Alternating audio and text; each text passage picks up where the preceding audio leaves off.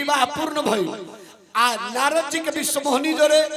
आ सुपनेखिया के राम जी जोरे काहे ना भइल काहे ऐसे ना भइल कि हमें केहू बिचवान ना रहे नारद जी अपने जाकर लड़की पसंद कर लेले कन्या पसंद कर लेले आ सुपनेखिया यानी लड़की अपने जाके दूल्हा पसंद कर लेले राम जी के जाके कहली कि तो सम पुरुष नमो सम नारी यह संजोग विधि रचा विचार तहमे अगुवाई ना भइल ऐसे ही विवाह पूर्ण ना भइल तो विचार करब एहमे लड़का लड़की के पसंद कइले लड़की लड़का ना पसंद कइली नारद जी वाला में आ सुपनेखिया में लड़की लड़का पसंद कइलस लेकिन लड़का लड़की के पसंद ना कइल गड़बड़ा गेल मम्मी त तनी विचार करब भगवान श्री रामचंद्र जी लक्ष्मण जी के साथ में गुरु विश्वामित्र के नेतृत्व में जनकपुर पहुंचल बानी आ देखी नगर भ्रमण करके रात्रि विश्राम होता सुबह नित्य कर्म क्रिया कर करके गुरु के आदेश पा करके फूल ले आवे खातिर राजा जनक जी के पुष्प वाटिका में जाता लोग आउजा से ओइजे माता सीता से भेंट होता प्रथम मिलन प्रथम देखा देखी ओइजे होता प्रथम विवाह ओइजे भइल एकरा बाद जा करके गौरा जी के मंदिर में पूजा कैली बर मिलल लौट के अइली आइने राजा जनक की यहाँ दरबार सजल बा धनुष से जग के आयोजन कइल गइल बा दरबार सजल बा एहिजा धनुष से रखल गइल बा मान के चली ये धनुष हो मानी तो देव ना तो पत्थर आ धनुष रखल बा आ सब लोग आके बैठल बा विश्वामित्र जी राम लक्ष्मण जी के लेके सबसे बाद में पहुंचल सब लोग उठ के खड़ा हो गए राजा जनक जी सबसे उच्च स्थान प्रदान कैले आ तब बंदी जकरा के भाट कहल जाला उठ के राजा के प्रण के ऐलान कर दे बाबा बोले बंदी बचन बड़ा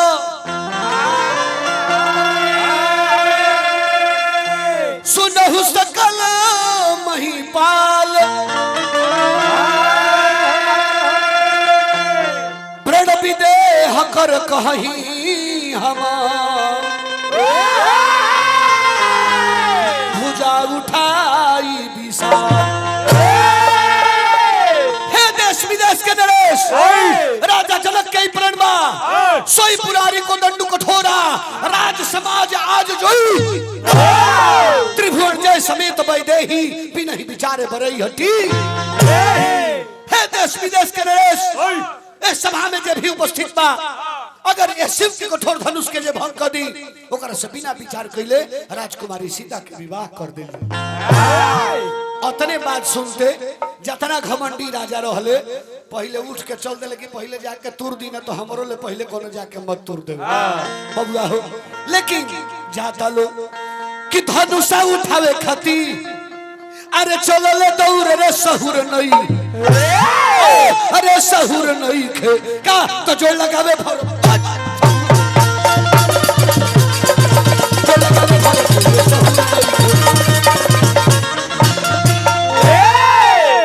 पहले जाके के हाथ से उठाओ तारे सो मैं उठाऊंगा अरे इतने छोटे से कार्य के लिए महाराज जनक को इतने राजाओं को बुलाने की आवश्यकता ही क्या थी मैं आता धनुष को तोड़ करके सीता से विवाह करके चला जाता पहले देखा तर सके धनुष नु हो एक हाथे उठा ली जाके पहले एक हाथ लगाओ तारे सॉरी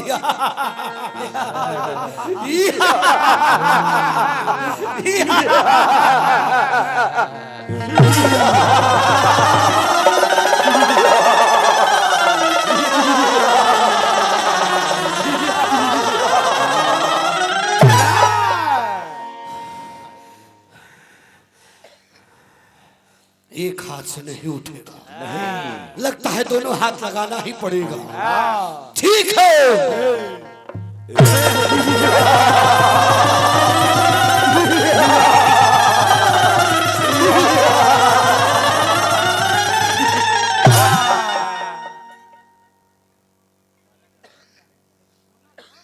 जब उठे के कहो हिलल ना ओ जैसे मुड़ी झुका के अपना को आसन पर जाके बैठ जाता लो ई दशा जब जनक जी देखले तब भारी मन से कहता रे का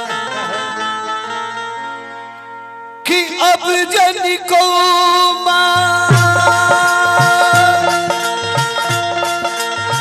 के भटमानी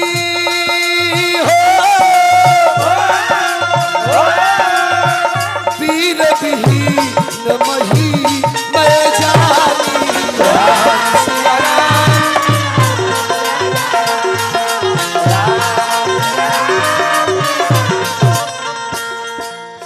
तजहुआस निज निज गृह जाओ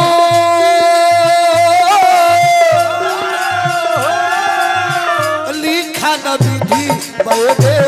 ही विवाह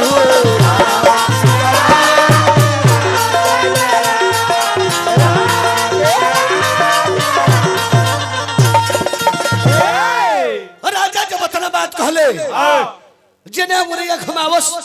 सारा राजा लोग के मुड़ी झुक जाए लेकिन अंगुरिया जब लक्ष्मण जी का ओर गई लक्ष्मण जी का ओर गई लक्ष्मण जी आंख लाल कर ले उठ के खाल हो गए और राम जी के चरण में सिर झुका करके हाथ जोड़ करके कहले कि भैया रघुवंशी महजो कोई होई तेई समाज उस कहीं न कोई कहीं जनक जो से चितवानी विद्यमान न कुल मण जानी राजा के अभिमान तुच्छ धनुष में भइबा जो रावर आयस में पावो कंतु कयु ब्रह्मांड उठावो काचे घट में डारो फोरी सकहु मेरु मुलक्ष्मी राजा के घमंड एगो धनुष में भइबा खेल खेल में करे के तुर दे लेके करे के सौ जो जन दौड़ जाई भगवान कुछ निखल बोलत ई लक्ष्मण जी राम जी से कहता रे लेकिन ठाकुर जी करा के जोड़नी कि ना राम जी से ना तनी जनक जी से डायरेक्ट संवाद हो हाँ तो कहता रे काम कि कहलो से कहलो ए राजा जी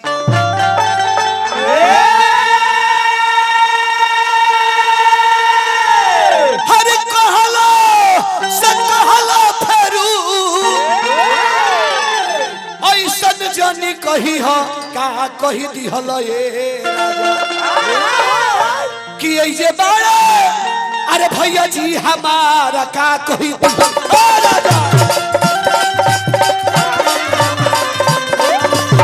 ऐसे बाड़ा भैया जी हमारा का कही दी हलो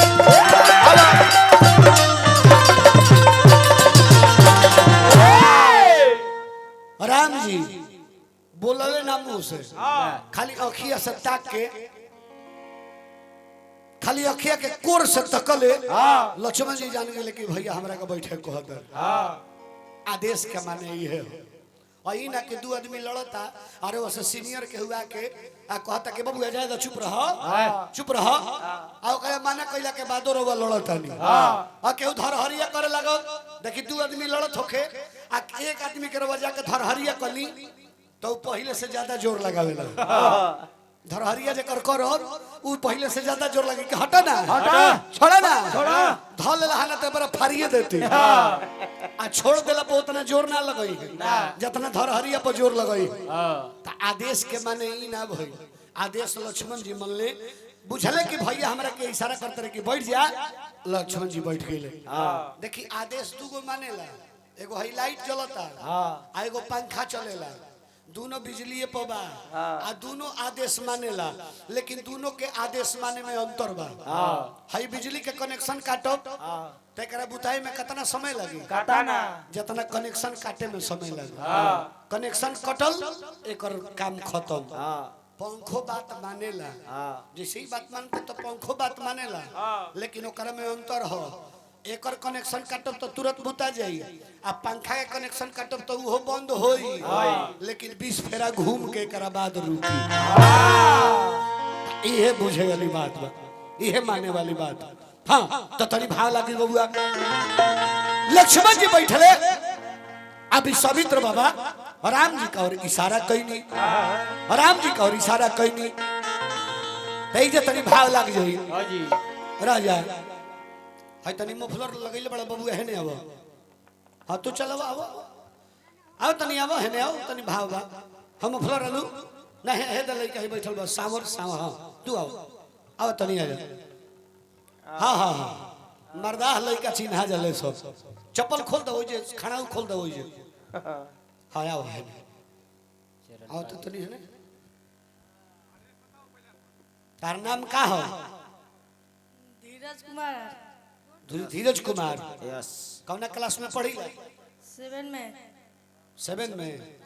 अंग्रेजी स्कूल में अंग्रेजी सरकारी में 7 कहता रहो ये तो पहिल के भेटैला कि सरकारी में पढ़े वाला लड़का 7 कहता एकरा मतलब तू तेज बाड़ो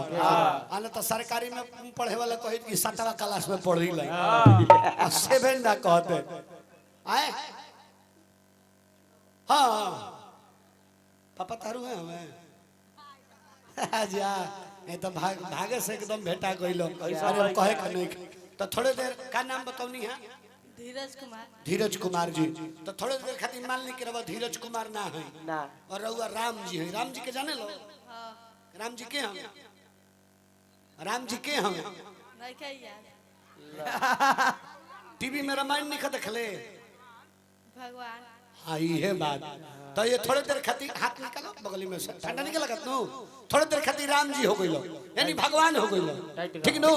अब हम पूछब कि रवा के हैं तो धीरज लिखे कहे के कहिए कि हम राम हैं ठीक नो और नाम का हो राम मर्द लेखा बोला कि हम राम हैं 10 रुपया आउ दिया है मलिकार दियाओ हाथ में जोड़ से बोल ले बड़ो अरे खर्चा देवे के पड़ी गाजा पिएगा हाय लो 10 रुपया लो और तनी जोर से बोला कि हम राम हैं अबरी 10 रुपया दिया है मलिकार दे दे गांजा हो जा पियम अरे और तनी जोर से बोला कि हम राम हैं अबरी 10 रुपया दिया है मलिकार कुल इनके के दे दे तो हम लेके का जेब रह जाए चुप रह हां अच्छा हैला है तो गोटगरा है तारा बहनी हो गई बगली में धल हां अरे बाबूजी के नाम का हो श्री मनोज यादव अरे तारा राम जी के बाबूजी के नाम मनोज यादव रह तू राम जी नु बाड़ो राम जी के बाबूजी के नाम याद बा हैं हां कह के हम दशरथ जी के लड़का हैं हम दशरथ जी के लड़का हैं लड़का पलटी गई आराम से आ रहा हो बाबूजी के नाम का बतैला मनोज तो कह कि हम दशरथ जी के लड़का हैं हम दशरथ जी के लड़का हैं हम मनोज जी के लड़का ना हैं हम मनोज जी के लड़का नहीं लइका पलट गई घबराए के बात नहीं कर हाँ लड़का ही रहे है लेकिन कह कि हम मनोज जी के लड़का ना हैं हम मनोज जी के लड़का ना हैं ला खड़े है देखो कहा कि हम दशरथ जी के लड़का हैं हम दशरथ जी के लड़का हैं घर कहाँ है रहू सेरिया आराम जी सेरिया करले हैं कहा कि अयोध्या हाँ ए जे पूरी खाई खाती आइल बनी कोनो बात नहीं खा आ रह जाए हाँ राजेश बाबू हाँ रह जा आराम जी हैं हाय देखिए हमारा मनोज बाबू के तरफ से पुरस्कार बा ड्राइवर साहब हार्दिक स्वागत अभिनंदन बा है जा बैठ बैठी हाँ हम ऐसे देखा हमारा पे देखिए हम ऐसे करब नु तो उठ जाए के बा ठीक नु आ उठ के धीरे धीरे जा चलावे के बा ठीक नु बबुआ हो बाबा कि विश्वामित्र समय शुभ जानी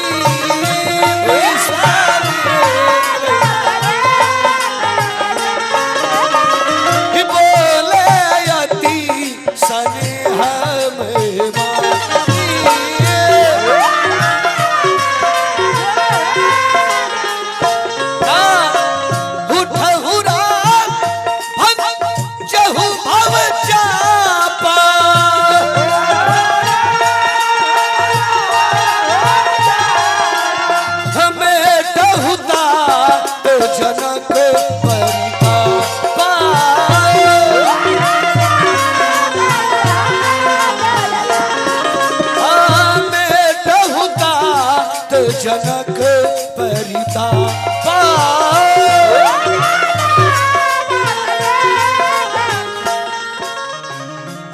उठ के तनी पीछे से धीरे धीरे आवे के बाद धीरे धीरे एकदम धीरे धीरे एकदम धीरे धीरे आया के धीरे से प्रणाम करे के बाद तब तक ले सीता जी, हाँ सीता जी जब देखली कि के रानी देखली ये जे खड़ा रही जे गोड़ निकला के राम जी के रूप में बनी रहे, हाँ जब उन्हें रानी देखली तो कहली करी जा बड़े बड़े ढोल था टिमकी के मोल हते हते राजा महाराजा बाहुबली हार गए तो हती चुकी लइका अरे हंस के बच्चा मंदराचल पर्वत उठा सकेला का राजा के केहू समझावत कहे निके चतुर सखी लोग बतावल की रानी ई लइका के छोट मत जानो ई लइका उम्र में छोट बा ए लइका में गुण बड़ा मोट बा आ सीता जी के जब नजर पड़ल त आनंद रामायण में लिखल बा कि कुल देवी देवता के गोहरावतारी लेकिन सूर्य भगवान के विशेष गोड़ लागतारी। अब देखो मने मुंह कल और रात में तो सूर्य भगवान दर्शन दी है ना तब मानो तो देव ना तो पत्थर जहाँ से लाइट निकलता अब देखो ट्यूब लाइट बरता नु तो उनके के सूर्य भगवान मान लो मानो तो देव ना तो पत्थर अंतरी है बाकी रोज गोल उगरे बरा लामे उगल बड़े हां ट्यूब लाइट के सूर्य भगवान मान लो हां आ मान के आ कहते तनी बढ़ के आओ मास्टर कह तरीका कि उगल हर सूरज ये बाबा पैया परी तो उगल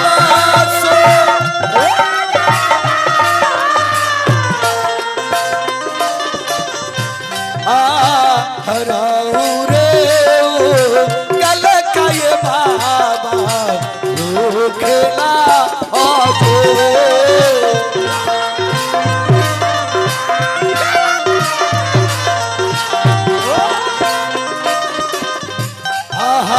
खेत हवा से जन्म लिए बाबा हवा के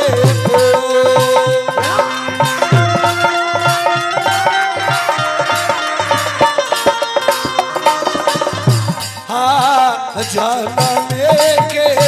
दुखिया बानिए माई बाबू लागो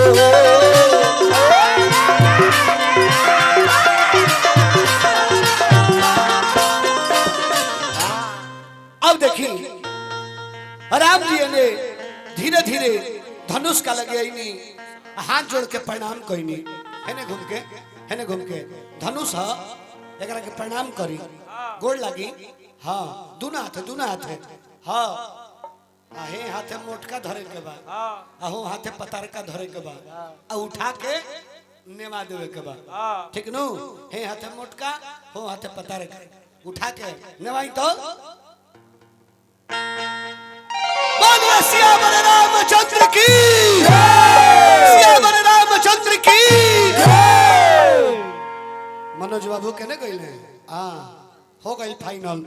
जाई अब कहे के नहीं खे धनुष टूट गई लेत चढ़ावत खेचत गाढ़े काहू न लखा लोग सब ठाड़े तै छन राम मध्य धनु तोड़ा भरे भुवन धुनि घोर कठोरा। बबुआ अब तो दुल्हा राम जी बनल बड़े आ जान जा कि जींस पहन के आ गइल बड़े हां कहीं ममिला जमीला नु आ भाई लड़की को मछिया पहनावा धो दो लोग बैग में निकालो हमें से हां दो हां अपन नहीं खाली निकाल लगा एकदम हां जल्दी पाउडर दो सावरे दुल्हा बने तो का हो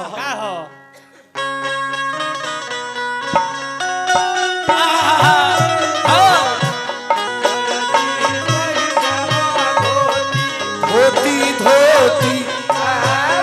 दुल्हा के धोती जलानी महिरावा पाला पाला कहावा दुल्हा के पाला जलानी लगा पाला जलानी लगा रेडीमेड काम हो अब ऐजा मानो तो देव ना तो पत्थर है। देखी मलकिनी लोग का तरफ से हजारों रुपए का पुरस्कार। अच्छा हमारे इंजीनियर साहब के फुआ जीवानी पुरस्कार देनी हार्दिक हार्दिक स्वागत अभिनंदन करता नहीं है बबुआ हो। अब सखी लोग अच्छा इंजीनियर साहब के माता जी हमी की गोड़ लगनी है जा आए?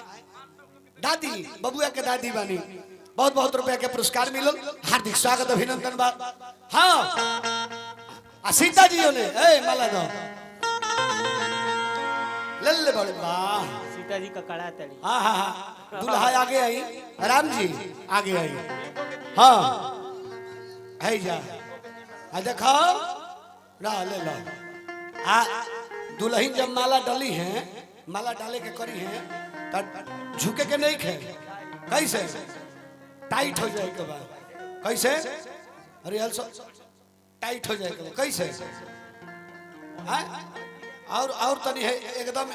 चावा पखाड़ हो जाए के बाद कैसे टाइट हो जाए के बाद तनी ऊंचा में है कैसे रिहल सल साफा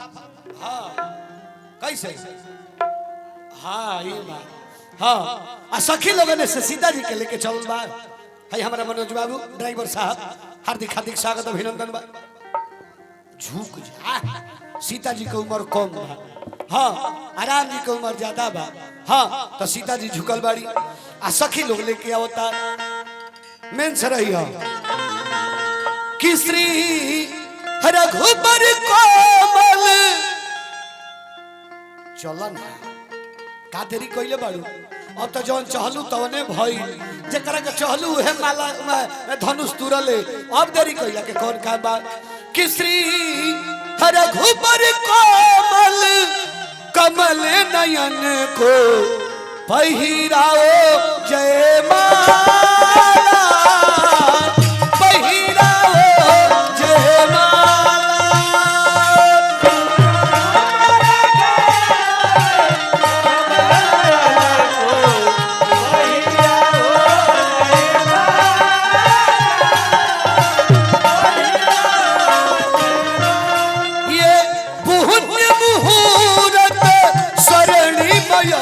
सर धीरे नहीं आने वाला पहिराओ जय माला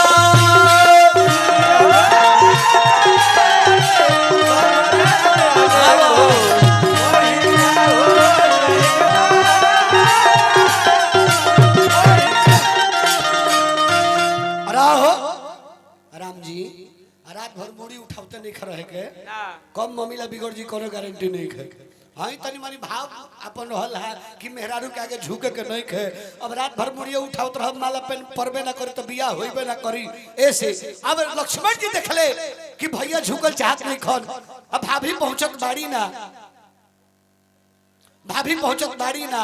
अब जान जाए के अब तो मम्मीला जो हुआ था लक्ष्मण जी जाके राम जी के गोड़वे पर गिर गई बाहर भैया बाहर भैया राम जी देखले कि अब छोट भाई गोड़ पर गिरल बा नहीं क्यों उठावत तो लोग कहे कि भाई गिरल बा उठावत नहीं खन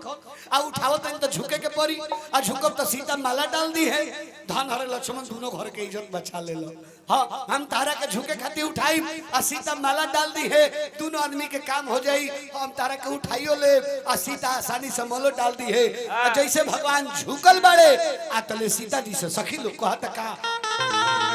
काहे तना बेचैन भइल बाड़ू भातार के देख के एकदम बुझाता कि होगी यही बाड़ू माला डाले खाती हां बबुआ हो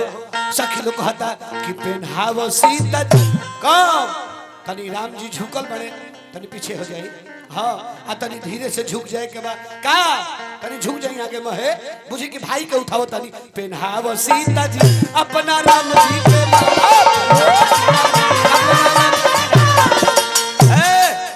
माला दो ऐजा तो खाली सीता जी पेनहौले बाड़ी रह दो लेकिन मौसम के काले ले बड़ो हाँ कब शीत पड़े लगी ज्यादा ठंड कुहा घेर ली रगो डाल दी हाँ जय हो तनी ताली बजा के बोलिए सियावर रामचंद्र की आ देखा मेहरारू के पहिल का फर्ज का हो ले ली हाँ वाह देखी तो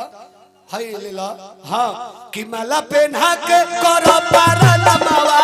माला पेन्हा के करो दहिना हाथ हाँ हम मेहरारू गोड़ लगतिया तो गोड़े पकड़ ले रहे तो उठा के आ गले से लगा लगी गोड़ में ना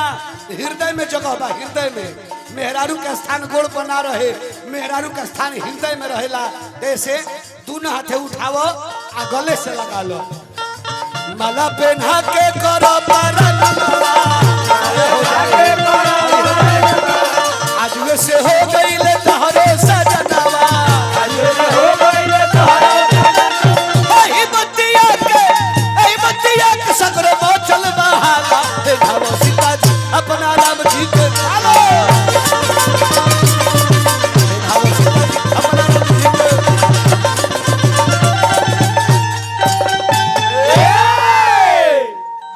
हेने घूम जाई तनी, हेने घूम जाई, कैमरा हेने लागल बा। फोटो हाँ, हाथ जोड़ ली, हाथ जोड़ी राम जी, हाथ जोड़ी। आप देखी विवाह हो गई और राम जी के रोल खत्म हो गई, लेकिन अब एजो औरो बियाह भइल बा। तो हाथ जोड़ के पहले माई के प्रणाम करी कि माई के प्रणाम, माई के प्रणाम, हाँ बाबूजी के प्रणाम, बाबूजी के प्रणाम, चाचा के प्रणाम, चाचा के प्रणाम, चाची के प्रणाम, चाची के प्रणाम, भैया के प्रणाम, भैया के प्रणाम, भौजी के प्रणाम, भौजी के प्रणाम, मौगी के प्रणाम। लइका तेज बन अच्छा मौगी के प्रणाम ना कइल जाला। आज में कह जाला ई एगो बुद्धि सीखले बनू, मौगी के गोड़ पर गिरे के तो कहियो जीवन में दुख ना होई। हाँ मेहरारू मरद के कहियो संबंध बिगाड़ ना हो। जब मेहरारू खिसिया तो गोड़े पर गिरिया, हाँ कहियो झंझट होइबे ना करी। बबुआ हो ए जे प्रेम से बोली सियावर रामचंद्र की जय। अब आ जाई, अंदर आ जाई। विवाह हो गई, हाँ संक्षेप विवाह हो, संक्षेप विवाह। बबुआ हो अब ये जे कथा के रोकल जाओ, अब भैया से सेवा रही तनी 2 लाइन के गोलेदारी मार दो।